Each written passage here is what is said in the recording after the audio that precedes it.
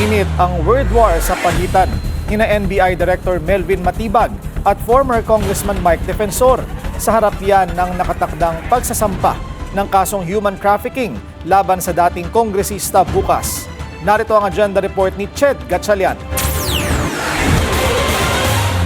Pag yung argumento, wala kang masasabi na ang kontra o contradicting dun sa malinaw na ebidensya, ang gagawin mo, sasabihin mo dala ng isang tao, hindi po ba? Yan ang sagot ni NBI Director Melvin Matibag matapos siyang paulanan ni former Congressman Mike Defensor ng maaanghang na salita. Huwag po kayong maniniwala kay Attorney Melvin Matibag dahil po yan ay po yan, hindi niya alam ang kanyang ginagawa.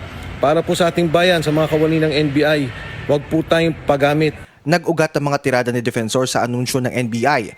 Nakakasuhan siya nito ng human trafficking, kaugnay ng sinalakay na KTV bar sa Pasig noong Abril na isa umanong sex den. Ang sinasabi nila, meron daw pong human trafficking na para bang pinilit, ginipit yung mga tao o di kayo tinatakot.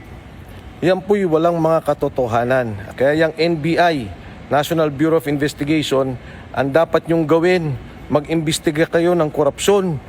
Tulungan ninyo yung ating gobyerno at alamin ninyo talaga kung ano ang katotohanan sa korupsyong to kaysa ginagamit tayo sa politika. Pinalutang pa ni Defensor ang isyu tungkol sa asawa ni Matibag na sangkot umano sa maanumalyang flood control project sa San Pedro, Laguna. Sagot naman ni Matibag, lahat ng alegasyon na iniimbestigahan ng NBI kung mayroong ebidensyang papasok. At pagdating sa kasong isasampa kay Defensor, kumpiyansa ang NBI sa lakas ng ebidensyang hawak nila matapos ang 2 buwang pag-iimbestiga. Ilan sa mga ito ang pinakita ni Matibag sa media na magbibigay linaw sa naging working condition ng mga biktima na umano'y sexual exploitation. Bukas nakatakdang kasuhan si Defensor sa Pasig City Prosecutor's Office. Para sa agenda, Ched Gatchalian, Billionaire News Channel. Manatiling nakatutok sa Billionaire News Channel, sumubaybay sa aming social media accounts at mag-subscribe sa aming YouTube channel para sa mga eksklusibong balita at storya.